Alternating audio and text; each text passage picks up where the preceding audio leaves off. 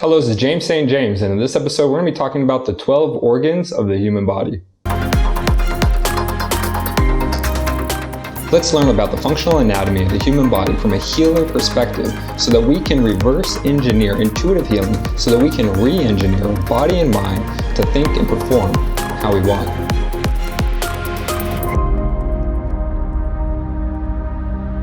If I were to ask you what makes up the totality of a person's being, what would you say? Many people would include the body, of course, and the thoughts that populate the mind, and maybe even the life energy or essence that we often call the spirit. You might even want to include things like personality, habits, or routines, or even one's choices and actions. In the traditional Chinese medicine or Ayurvedic medical systems, the organs are considered to be the core of our being. They believe that every aspect of one's mental experience in life originates from our organs. They believe this because the organs have a very significant role in the athleticism of our body, how well we think, and even our sexual performance, or pretty much our entire human experience. So if you've ever wanted to be smarter, more athletic, or even sexier, then improving the health of the organs is the way to do it. If the organs are strong, then the body and brain will be strong and resilient. And if they are weak, then the body and mind will be weak and susceptible to damage.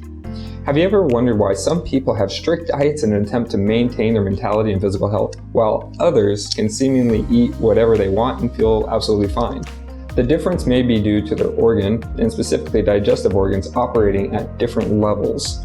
Due to things like genetic predispositions, or our eating habits, drug use, or even how we use our emotions, everyone has a different level of digestive performance. If the digestive organs are very strong, we can break apart any organic matter, whether it be meat, gluten, GMOs, and be able to fully absorb the nutrients out of the food. We can even eat small amounts of pesticides and other toxic chemicals that they spray on foods, and our digestive system should do a pretty good job at keeping those toxins from being absorbed into our bodies, to an extent where they will just pass through and come out in the toilet. However, if the digestive organs become weakened and the walls of the intestines become damaged, then it leaves room for things like poor nutrient absorption and an increased likelihood that toxins can get through the digestive barrier.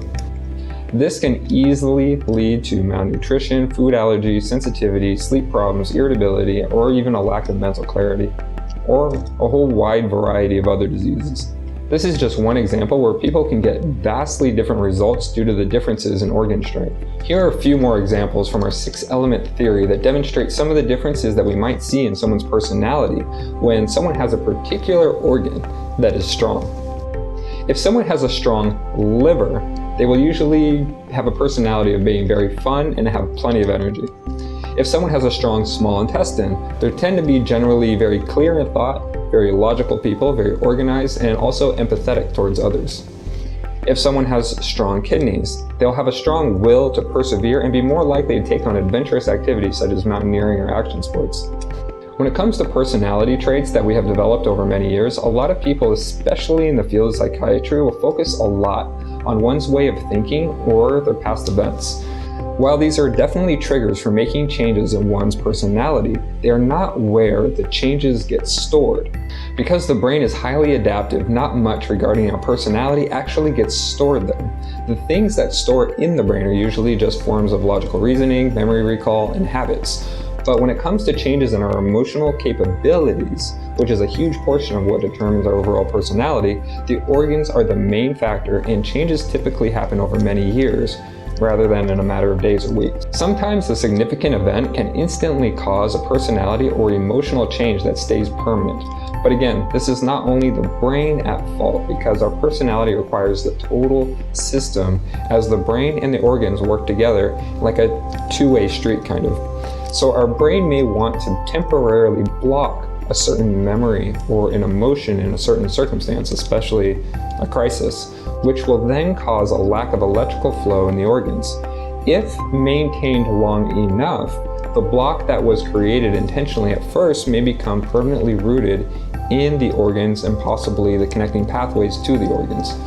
So it was a short-term life event may lead to a long-term deprecation of emotional or organ function. This is why it is important to maintain our emotional health, and especially through a crisis. So in the middle of a crisis, things like psychotherapy would be extremely important and useful, as the roots of the damage are likely still in memories and patterns of thought and within emotional control. But after a number of weeks or months later, the damage will need to be traced back to the organs in order to resolve that damage fully. So looking at the way we think or the aspects of the brain when it comes to understanding our total personality can result in confusing or even misleading guidance without looking at the other half of the equation. Even scientists tend to get hyper-focused on the brain performance, and we often overlook the significant role that the organs play in our overall emotional and mental health. Previously, scientists believed that all the neurons are in our brain. Then it would make sense that our thinking and our personality would come from there too.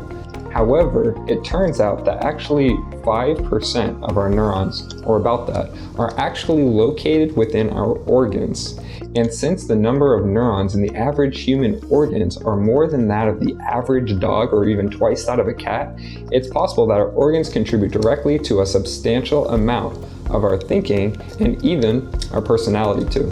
So we not only think with our organs, but due to the way that the organs produce electrical impulses that we call emotions, our biochemical processes and personality rely heavily on the strength and output of our organs. If we want to shape our personalities and our mental and physical performance, then to get the best shot at making a significant improvement is to fix the organs. By engaging in healing therapies that improve the performance of our organs, we can actually do things that facilitate the regeneration of body tissues, improve mental clarity and performance, and even improve our sexual performance as well.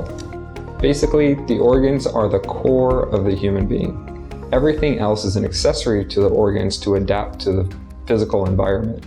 As when the organs function well, then everything else will get the blood, the nutrients, the electrolytes, and other key ingredients the body and mind need to function at their peak.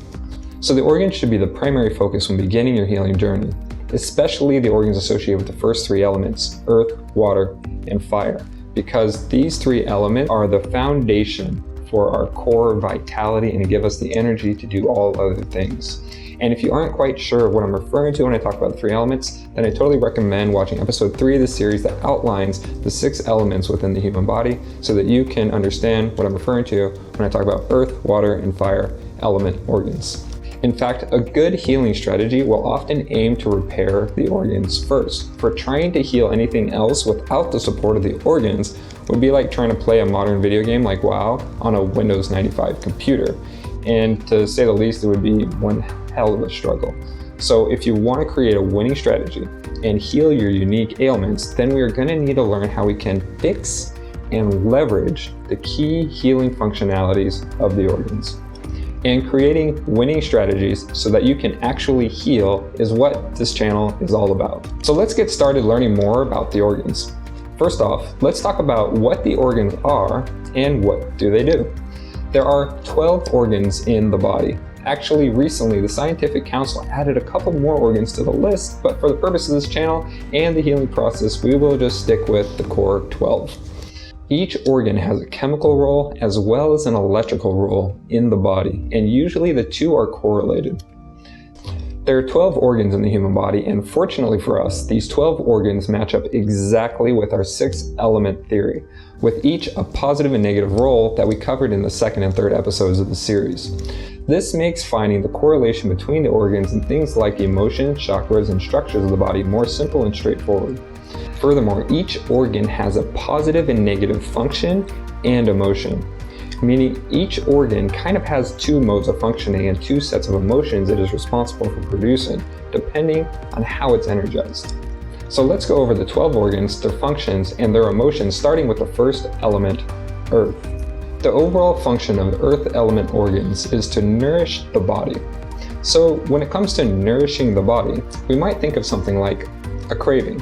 Psychologically, a craving is our brain trying to find nutrients that will nourish the body.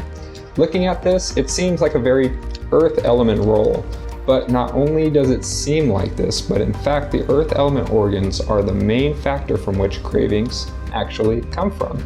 So this further supports our understanding of the relationships between the organs and the respective elements. The earth positive organ is the stomach. The function of the stomach is to break organic matter down into individual molecules to be separated and absorbed by the digestive system. That's the positive function, and the negative function is to supply the liver with the carbohydrates that it absorbs. The positive emotion of the stomach is empathy, and the negative emotion is care. The sympathetic emotion is the feeling of being grossed out, such as when you see an unwanted bug in your food. When I say sympathetic, I mean the emotion that we produce in a short, strong burst that we usually need in a necessity for survival. So when the stomach feels grossed out, it gives us a strong emotional impulse that tells us, don't eat that or you might die. So this is an example of a sympathetic emotion. When the stomach is damaged or irritated, the emotions will become disturbed in a way that leads our personality to lack compassion in this specific example. The negative earth organ is the spleen. The positive function of the spleen is to store blood, and the negative function is to filter the weak blood cells and other pathogenic factors from the blood. The positive emotion is consideration, and the negative emotion is introspection. When the spleen is disturbed, one will have difficulties remaining fully aware of their environment, how other people feel, and how themselves feel. As an interesting note, people who have a photographic memory likely have perfect spleen functionality. Moving on to the water organs. The overall function of the water organs is to manage the distribution of water in the body. The positive water organ is the bladder. The positive function of the bladder is to hold urine, and the negative function of the bladder is to control the electrolytic balance of the blood and general hydration of the body, to determine what stays in the body and what goes out. The positive emotion created by the bladder is bravery, and the negative emotion created by the bladder is pride. When the bladder is damaged or irritated, one will likely experience insecurity or shame more easily. The negative water organ is the kidneys. The positive function of the kidneys is controlling the blood pressure by controlling its fluidity, and the negative function is to remove the toxins from the blood. The positive emotion of the kidneys is respect, and the negative emotion is gratitude. The fire element organs.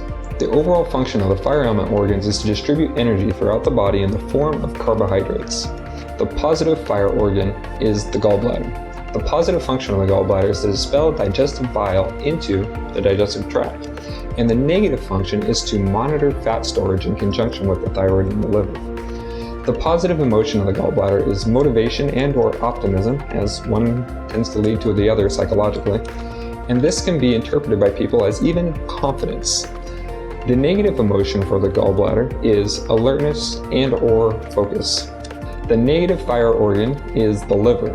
The positive function of the liver is carbohydrate delivery, while the negative function is to stimulate the fascia of the body for relaxation. The positive emotion for the liver is fun, and the negative emotion is peace.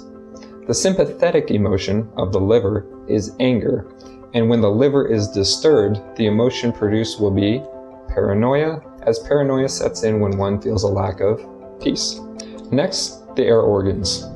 The overall function of the air organs is to let go of what the body doesn't need, such as excess material, fluid, or gas. The positive organ for the air element is the large intestine. The positive function of the large intestine is to expel anything the body needs to remove, and the negative function is to decay remaining food that the body could not digest and to maintain that bacterial culture that can do that. The positive emotion for the large intestine is decisiveness, and the negative emotion is swag. The sympathetic emotion is disgust, and when the large intestine is unstable, one will experience stubbornness or dogmatic thinking and even develop bad habits such as hoarding, as one will have difficulties in understanding what to let go. The negative air organ is the lungs. The positive function of the lungs is to absorb oxygen from the air, and the negative function is to keep the pathogenic and toxic particles in the air from entering the body. The positive emotion of the lungs is trust, and the negative emotion is comfort. The sympathetic emotion for the lungs is grief, and when the lungs are irritated or are not functioning properly, one will experience the feeling of anxiety because the lungs have a lot to do with the timing of the body. Next is the light element organs. The function of the light element organs is to differentiate and control the overall flow of all things in the body. The light positive organ is the small intestine. The positive function of the small intestine is to discern between the various types of chemicals that are passed down from the stomach and decompose them into their bioavailable forms. The negative function of the small intestine is the production of enzymes and other digestive cofactors. The positive emotion of the small intestine is discernment, and the negative emotion is curiosity or wonder. The sympathetic emotion is amazement and or pleasure. When the small intestine is damaged, one will likely be susceptible to overgeneralizing information or just a feeling of underlying irritability. The light negative organ is the heart. The positive function of the heart is to pump blood through the body. The negative role of the heart is to modulate the blood vessels so that the blood is more evenly distributed to each of the places in the body. The positive emotion of the heart is joy or hope, and the negative emotion is contentment or fulfillment. The sympathetic emotion of the heart is sadness. When the heart is irritated or damaged, one will feel lonely or hopeless. Lastly, we have the dark element organs. The function of the dark element organs is guidance and intuition. The dark positive organ, which is not often talked about, is the interstitium.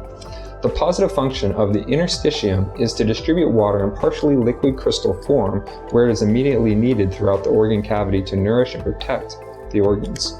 As a side note, in the interstitium as well as other parts of the body, scientists have recently found that the water molecules tend to move in and out of crystal phases, and these crystals are referred to as liquid crystals. So the negative function of the interstitium is to use the liquid crystals to create some type of electromagnetic effect that may play a role in creating the powerful emotions associated with this organ. The positive emotion of the interstitium is faith, and the negative emotion of the interstitium is acceptance. The sympathetic emotion for the interstitium is desire. And when the interstitium is disturbed or irritated, one will likely feel the feelings of purposelessness or a lack of belonging. The dark negative organ is the pericardium. The positive function of the pericardium is to create electromagnetic pulses, and the negative function of the pericardium is to protect the heart from electrical shocks and damaging electromagnetic impulses from the environment.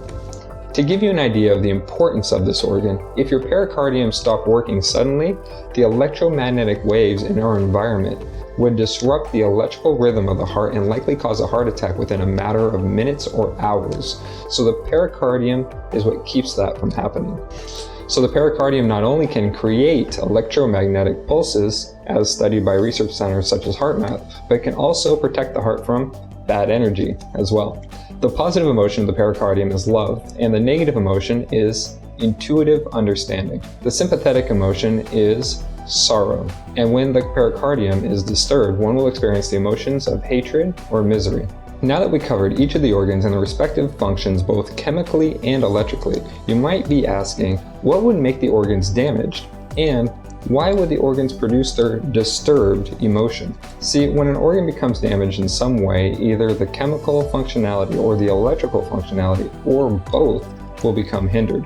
It is also possible for either the positive function or emotion to become hindered without the negative being hindered, and vice versa, depending on where and how the organ is damaged. If the organ lacks nerve flow from the spinal nerves, then the organ will likely begin to lack positive functionality both chemically and emotionally. If the nerve flow is impeded from the vagus nerve, it will likely result in the inability to produce negative electrical and chemical functionality, and this is likely due to the vagus nerve not being able to deliver the necessary signals from the brain to the organ that allow the organ to nurture itself. Another way that the organ may be hindered electrically is if the fascia around the organ becomes damaged. This can happen from overusing drugs, especially stimulants like caffeine, nicotine, or even amphetamines. This can result in both positive and negative emotional functionality to be hindered. If there is actual damage to the organ itself, such as from direct injury, or impeded blood flow from the damage surrounding fascia matrix, or even tension in the organ cavity due to damage in the sinew channels that we covered in episode 6 of the series, then the organ will not be able to perform its chemical functions in both the positive and the negative. We could go much further into detail about what functionality is lost based on 5 factors. 1. Damage in the organ. 2. Damage in the associated sinew channel. 3. Blockages in the spinal nerves. 4. Blockages in the vagus nerve. 5. damage to the associated electrical channel, especially in the surrounding area of the organ, which we'll be covering much more in depth in the next episode. So, as you can see, there are 5 main contributing factors that may hinder the performance and health of each organ. In order to create an accurate plan, strategy, or technique to fix the organs, we must take into consideration which factor is limiting the performance. This is why it is important to understand each of the organs, their associated functionalities, and the limiting factors that might come into play. By using the system of tracing, which is kind of like reverse engineering the body based on what functionalities are expressed and which ones are hindered, then we can find what we need to fix and what we need to fix first. When it comes to creating what I refer to as a healing strategy, this is the core concept. For now, we just need to know about what the organs are and what they do. But in the future episodes, we are going to need to go over tracing and healing strategies more in depth so that you can start creating personalized therapeutic routines of your own to restore your organ functionality and eventually your overall health. So now that we've got a basic understanding of each of the organs, let's continue in this series to learn about the last major component of the human body before we can start diving into creating solutions. Thank you for taking the time to learn about such a critical part of the human experience, as the more we learn about our body, the more that we can care for our body, and the better that we can take control of our well-being. I wish you the best of luck in your healing journey. If you want to learn more about the body and mind, then feel free to check out the other videos in this channel or subscribe. And if you have a question about anything, then drop it in the comments and I'll do my best to answer it. I'll see you in the next video.